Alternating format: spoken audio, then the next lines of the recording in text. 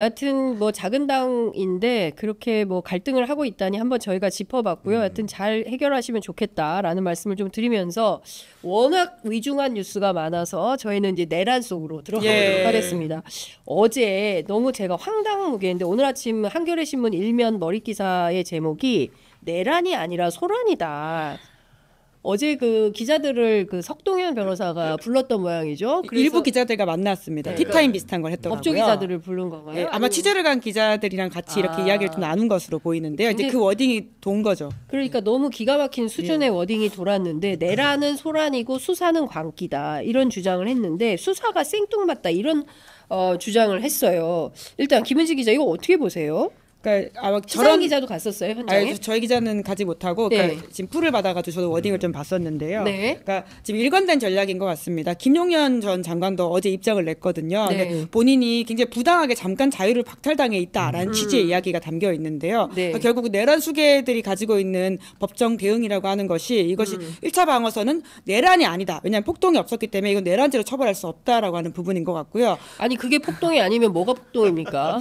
아니 유리창을 깨고 들어왔어요. 군인이. 예, 전 세계가 다 세계가 봤어요. 봤죠. CNN도 보도했어요. 근데 그게 폭동이 아니라고요? 네, 이제 그런 식의 주장을 펼치면서 시간을 끄는 것으로 보이고요. 최대한 시간을 끌면서 내란으로는 그러니까 유죄를 선고받지 않으려고 한다라고 한 노력이 플러스 거기에 이제 탄핵 심판 시간을 끌겠다라고 하는 게 사실 메인이라고 봐야 될 것 같습니다. 형사재판에서 이기긴 본인들도 어렵다라고 잘 알고 있을 텐데요. 마지막에 단 하나의 희망이라고 하는 게 탄핵이 인용 안 될 수도 있다라고 하는 기대를 가지고 있는 것 같거든요. 그 부분 때문에 지금 계속 저런 식으로 말도 안 되는 이야기를 하면서 시간을 끌고 있다라고 봐야 될 것 같습니다. 그러니까 지금 이거를 뭐 광기적인 수사가 진행되고 있다고 하는데 광기를 누가 부리고 있는 겁니까? 그러니까 저는 이게 이해가 안 되는 게 석동현 변호사도 검사장 출신이에요. 윤석열 대통령 검찰총장 출신입니다. 누구보다도 피의자 조사를 많이 해봤을 거 아닙니까? 그리고 응당 자기가 내란죄의 책임을 지고 제발로 나와도 모자랄 마당에 지금 검찰과 경찰의 연이은 소환 통보에 불응하고 있고 게다가 안 나가기 위한 지금 드라마를 만들고 있는 거예요. 광기적 수사? 도대체 국민이 그러면 광기를 부린 겁니까? 정말 이해가 안 가는 대목이거든요. 결국 그러면서 어떤 얘기를 했냐면은 수사와 탄핵 심판을 분리해서 해야 된다. 뭐 이런 식의 얘기까지 했는데 어떤 결론이 날지 모르겠지만은 탄핵 심판정에는 나가겠다는 얘기로 보여요. 기본적으로 수사에는 불응하겠다. 왜냐하면 수사를 받게 되면 누가 봐도 앞날이 뻔하지 않습니까? 구속 아니고 답이 있겠습니까? 구속 상태면 탄핵 심판이 어떻게 나오겠습니까? 그런 것들을 예비해 놓고 꼼수를 부리는 것 같은데 정말로 그 꼼수는 통하지가 않을 겁니다. 그러니까 저는 이런 겁니다. 그러니까 지금 뭔가 모종의 새로운 그 반역이 추진되고 있다라는 예감을 받아요. 그러니까 첫 번째는 검찰이 너무 많은 신병을 지금 확보해 두었어요. 그리고 지금 꼭지를 따기를 피의자 윤석열만 데려가서 전체 안에서 말맞추기를 하면 내란이 아니라 소란이었고 그리고 야당이 하도 그 대통령의 예산과 입법권을 침해하기 때문에 어쩔 수 없이 질서를 좀 잡으려고 했었던 것뿐이다. 실제로 피가 있진 않지 않았냐, 실패한 거 아니냐라는 궤변을 들어놓으면서 형사재판을 좀 준비하는 걸로 보이고 헌법재판소에서도 소위 얘기하는 3월 15일, 4월 18일 두 개의 날짜를 생각하면서 첫 번째는 이재명 대표 재판 그리고 두 번째는 문재인 대통령이 임명한 2명의 헌법재판관의 시기가 교체 시기에 새로운 재판관을 넣으면 최소한 4인만 확보가 되면 뭔가 좀 반격의 기회가 오는 거 아닌가라고 이제 꿈꾸는 것 같은데 국민들이요 그렇게 형편없는 주장에 그래요? 라고 넘어갈 리는 없는 거 아닙니까? 네, 사실 그 법정 논리로서도 굉장히 부족하다는 지적들이 헌재에서도 나오고 있는 상황이거든요. 그렇기 때문에 그러니까 사실 계엄도 그들의 망상에서 이루어졌기 때문에 실패했던 모습들을 우리가 다 보지 않았습니까? 망상적 사고안에서 계엄을 계획하고 결과적으로 3시간 만에 국민들한테 제압당했던 모습들이 보이고 있는데 저는 헌법재판소 대응도 결국 같다라고 봅니다. 본인들 망상 세계 속에서 계속 이걸 하면 무언가 다음 스텝이 될 것이야. 이걸 하면 다음이 무언가 잘 될 것이야 라고 하는 것은 불가능한 이야기뿐만 아니라 실제 그렇게 세상에 작동하지도 않는다는 것을 좀 빨리 깨달을 필요가 있다라는 생각이 그러니까요. 듭니다. 그리고 제가 어제 이제 그 송년회 자리에서 보수 성향의 전직 재판관의 그 얘기를 전해 들었는데 그분도 이 사건을 보면서 2달이 안 걸릴 것 같다. 그런 얘기를 했다고 유력한 인사가 전해 주었습니다. 보수 성향 재판관도 전직 재판관조차도 이 사안을 2달은 안 걸릴 것 같다. 그러니까요. 심판까지. 그렇습니다. 김영현 전 법제처장도 이제 헌법재판소에서 오랫동안 근무를 하셨고 연구관도 하신 분인데 이거 뭐 한 달이면 끝난다. 그러니까 국회에서 3명을 빨리 임명만 하면 올해 안에 끝내면 한 열흘 정도 준비기일 잡고 20일 정도 재판해서 1월 말에 끝내면 된다. 이게 너무 딱 떨어지는 내용이어서 뭐 길게 들여다볼 것도 없다. 이제 이런 말씀들을 하십니까? 상식을 갖고 있는 분들은 이런 주장을 하는 건데 상식이 없는 사람들은 이제 목리를 부리는 거예요. 그러면서 버티기에 들어간 거다.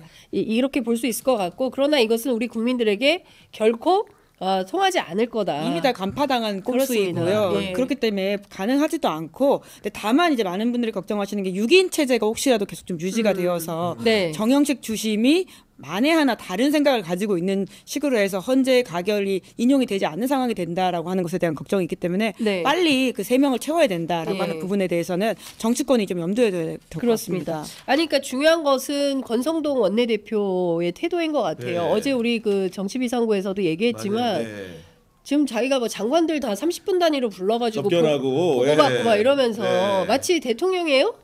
국무회의예요? 아니 그러니까 저는 좀 이해 납득이 안 가는 게 한동훈 대표가 한덕수 총리랑 국정 운영을 같이 한다고 했더니 그렇게 비난하고 반발하던 그 권성동 원내대표가 친윤계 그룹이 그런 얘기를 했잖아요. 근데 본인 일정을 이제 아침에 보니까 다 장관이 일정을 촘촘하게 접견을 잡아놓은 겁니다. 그럼 권성동 원내대표가 당대표 권한 대행으로서 국정에 관여한다밖에 볼 수밖에 없는 것이고 그리고 자기가 무슨 자격으로 대통령 권한 대행의 임무와 역할을 얘기합니까?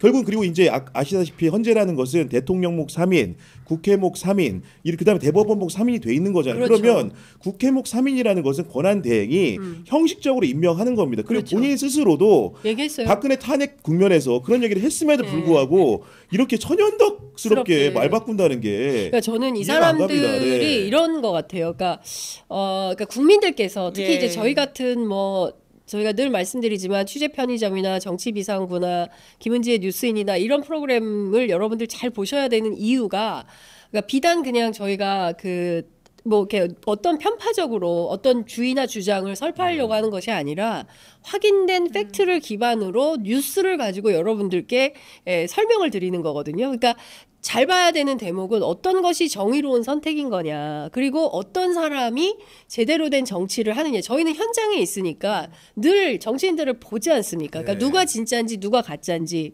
보수 정치인이지만 이 사람이 정말 그 황당한 주장을 하는 사람인지 평소에 태도가 어떤지 이런 걸 저희는 다 보거든요. 그러니까 저희 방송을 보셔야 그래야 속살을 정치의 속살을 여러분들이 이 사람들이 이런 생각까지 하는구나 이제 이런 거를 간파하실 수 있는 건데 그 핵심이 저는 권성동 의원인 것 같아요.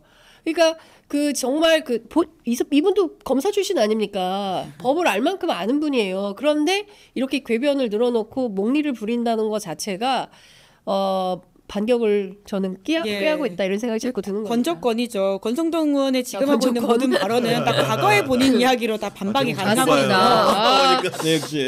김은지 기자 진짜 제목을 잘 뽑아. 그러니까 뉴스인이 잘 되는 이유가 있어. 권성동의 적은 권성동이다 이런 이야기인 건데요. 아까 구교훈 기자 말씀하셨던 것처럼 2017년에 본인이 했던 발언으로 다 대가품이 되고요. 뿐만 아니라 지지난주 토요일에 한동훈 대표한테 했던 그 이야기들이 다 대가름이 되고 있지 않습니까? 사실 불가능한 이야기를 저렇게 한다라고 하는 것을 저는 본인도 알 거라고 봅니다. 근데 결국 왜 저러냐라고 하는 것은 결국 이제 시간 끌기다라고 하는 것을 우리가 염두에 두고 봐야 될 텐데요. 그러니까 이재명 대표의 재판 스케줄에 맞춰가지고 최대한 뭐든 해보겠다라고 하는 그 어떤 수순이라고 보이는데요. 그러니까 정말 좀 냉정하게 말을 하면 민주당 후보가 이재명이든 아니든 간에 국민의힘은 다음 선거에서 쉽지 않다라고 하는 현실을 빨리 깨달을 필요가 있습니다. 그렇죠. 내란범과 공범으로 보이는 정당에 대해서 선을 긋지 못하고 아직도 윤석열 대통령이 국민의힘 당원이지 않습니까? 그렇죠. 제명도 탈당도 못 시키고 징계도 못하고 있는 이 상황에서 도통 무엇을 뒤를 꿈꾸는지에 대해서는 좀 스스로 냉정하게 되돌아봐야 됩니다. 그러니까 국민들이 국민의힘 보수정당인 당시 새누리당에 한 번 더 기회를 주었던 이유는 박근혜를 끊어냈기 때문이에요. 그때 국정농단 국정농단 사태를 일으켰던 박근혜에 대해서 탄핵 찬성을 하면서 상황을 변경시켰기 때문에 그 당에 대해서 한 번 더 기회를 준 거고 그 사이에 어쨌든 민주당의 실패나 이런 것들이 있었기 때문에 국민들이 결국엔 스윙 보터들이 그래 그러면 이번에는 한번 국민의힘 한번 해보자라고 해서 선택을 했던 거예요. 그런데 지금은 국민의힘의 다수파가 어떤 태도냐면 내란 수계를 옹호하고 있고 심지어 옹호할 뿐만 아니라 자신들이 뭐가 문제인데 통치행위다. 고도의 통치행위다. 이런 주장을 하고 있죠. 윤상현 의원.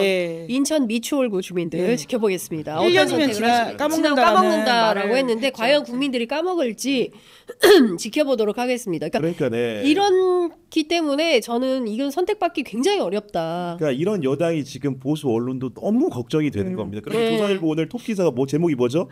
여당 탄핵이랑 피하다가 계엄의 바다로 빠지고 있다. 그러니까. 뭐냐면 지난번 박근혜 그 탄핵 때 같은 경우에는 탄핵의 강을 건넜다고 우리가 표현을 했거든요. 그런데 그거를 피하기 위해서 뭔가 이제 그 멸망적인 상황을 피하기 위하다 보니까 결국 더 큰 심연에 빠지는 겁니다.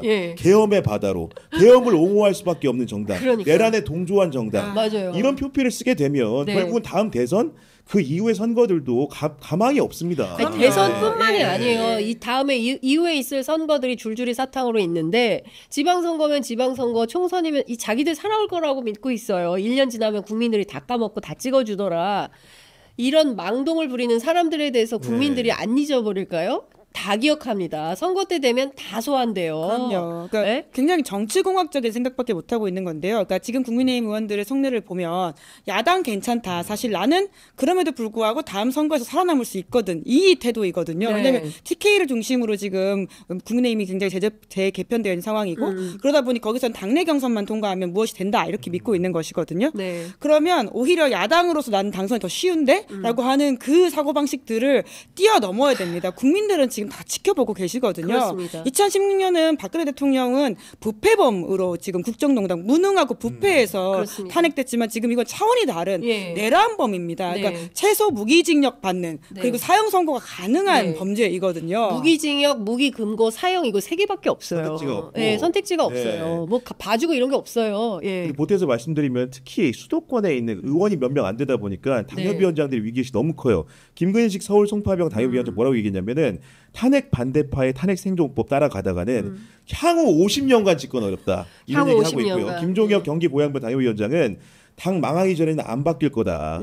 강성 지지층에 휘둘려서는 건전 보수층 시선 외면 안 된다. 이런 얘기들이 지금 수도권에서 민도가 높게 국민들을 만나는 사람들은 다 얘기하고 있는 겁니다.